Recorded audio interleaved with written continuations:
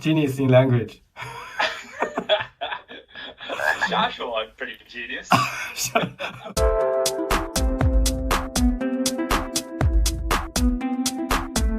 大家好，我是老艾，一个有20年招聘经验的资深老猎。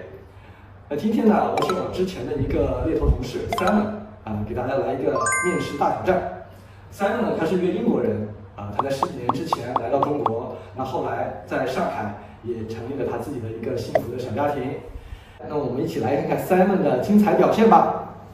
Simon, maybe just a quick introduction about yourself. Yeah, sure. My name's Simon Stewart. I'm British, but I've lived in Shanghai since 2005. I live here with my family. I love the city, and for me, Shanghai is very much home. My passion is connecting business with education. So since I arrived in Shanghai, I've done executive search and helping companies set up and build in China, but also done corporate training as well. I've done business advisory for UK firms entering the China market, but also at the same time lectured at universities, helping students understand how to do business in China. And now I work for an international school.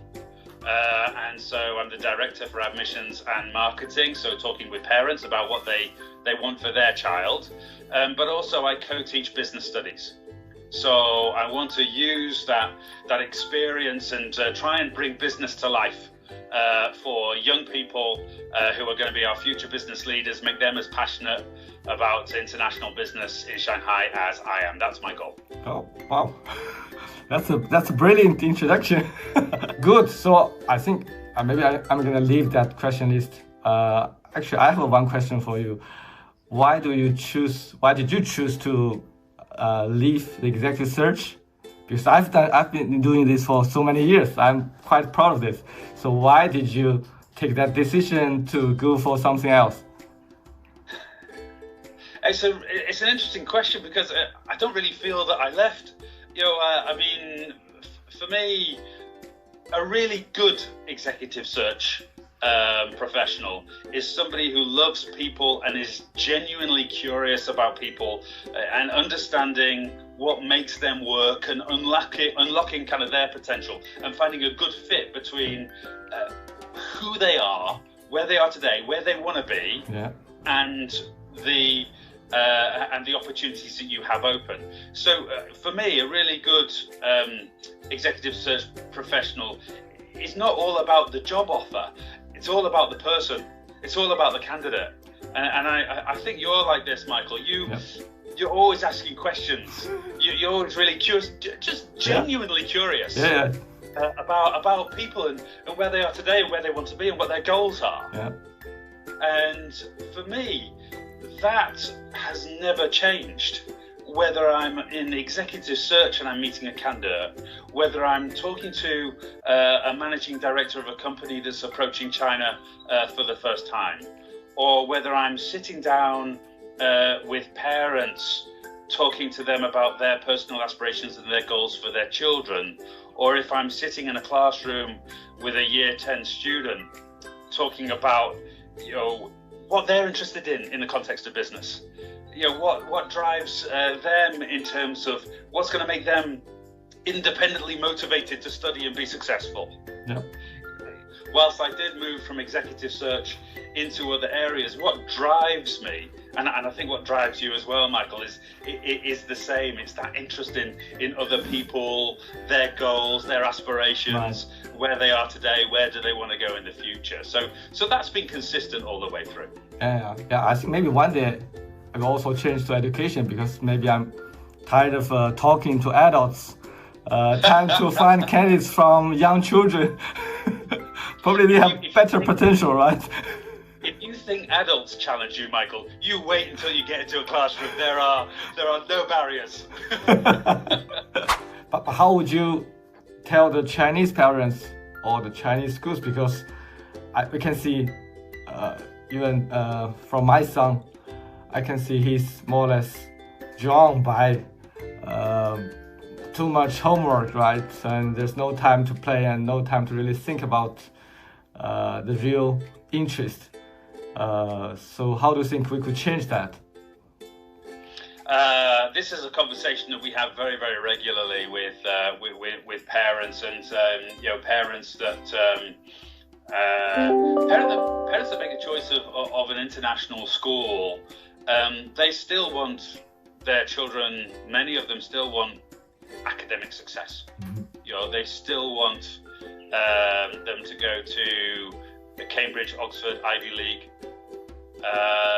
They still want all of those things, so they expect all of those things, and they should do, because it's a premium school. So the question in my mind is, how do we get children to excel and achieve those great things? So last year, the school that I work for, the British International School, Shanghai Puxi, we had 3 students that got 45 points out of 45 points in IB, full score. And that puts them in the top 1.3% of students globally.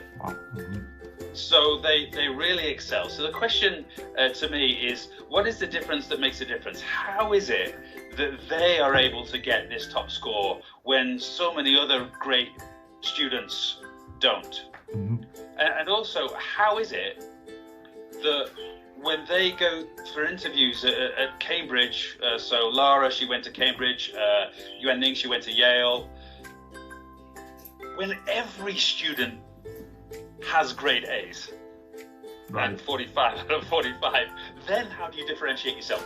Then, how do you get, when it's very, very competitive, how do you get into the top schools? And the reality is that, again, you're looking for somebody who has an opinion, who can articulate their opinion. Communication skills comes to the fore. But how would you tell those parents who feel their children are normal, not everyone can be the top student, right? And for the parents of the rest, and they might feel, okay, my children are just normal. I just want them to have a normal life, but still they need to be competitive, right? Not everyone can go to the top university, top schools. So how should they prepare? And how would you, in your international school, how would you educate those students? In our international school, our motto is be ambitious. So we're always looking to help children fulfill their potential. We feel that there's no such thing as a normal child. Everybody is different. Everybody has their strengths and everybody has their weaknesses. That's just human. So in that way, really encouraging the child to follow their own path. If you have a passion for music, go through it. We work with Juilliard, which is a university in New York that's just specialists in the arts. We feel they're the best in the world in the arts. We work with MIT for innovation and STEAM. We feel that they give us activities which we feel are the best in the world for the education of innovation. So if you feel that your child is so-called normal, I would challenge that and say, your child is actually special. And so the idea is to find out just what is special about your child, and really how do we unlock the potential, unlock their passion for learning, and allow them to follow their own path. I think as you said, that no one is normal. We should challenge that. Everyone has a unique point, a unique strength. So we should try to bring it up and also tell those people, those team members, that you are unique and you should follow your path. Okay, Simon, I know you have been through, both you and your family have been through the lockdown in Shanghai for 2 months, right? So how do you feel about that? I know many people feel frustrated and even angry. So how did you make through? It's a really tough moment for Shanghai. It's a city I love, but it's not the first tough moment for Shanghai. If you look at the history of the country and the city, and we will get through it. Yeah. We will get through it. I mean, it's been a really tough moment, and a lot of people have made the decision to leave Shanghai, and that's their personal decision, and it's a decision I respect. But I think that this is a moment. From an education perspective, it's the difficult moments where we learn most about ourselves, right. that we go through. And as long as this moment, I feel, is genuinely a 2-month moment, and then the real challenge is, how do we get back to business? How do we get back to education? For me, what is not important, the past is not important. The past 2 months is not important. What really is important is the next 4 weeks, the next 2 months, the next year, as we get back to the education of our children, especially those who are coming up to Zhongkao, Gaokao, IGCSE or IB for us. The real question for us is, how do we get back to business, and importantly, balance healthcare and economy? Right. I think the next 4 weeks and the next 2 months are really, really important as we get through this moment and get back on track. Yeah. Nice. I think it's close to the end. So maybe you want to give a few words to me or to my followers. My words for you and for your followers is to embrace challenges. And to really have a mindset where a challenge is an opportunity for growth, and to have that kind of positive approach in your own mind, for your own mental health and well-being, but actually also, for your own happiness and personal development. Right. Okay, great, Simon. Thanks a lot. It's a lot of fun talking to you, and thanks for the inspiration. Great to meet you, Michael. Yeah. 谢谢。我也谢谢你 ，Michael。拜拜，拜拜，再见。今天呢，跟Simon交流完，也让我深受鼓舞。那他对工作的热情，对生活的态度，让人觉得都是充满了正能量。特别是他的那个观点没有一个人是平庸的。那不管是我们在孩子的教育上面，能够去努力发掘孩子的特长，还是回到工作当中对待我们的同事，对待 team member， 那么每个人都会有他的独到之处，要懂善于挖掘每个人的潜力。希望大家在看完这个视频以后，也要坚信自己是一个独特的人，一定能取得属于自己的成功。谢谢收看。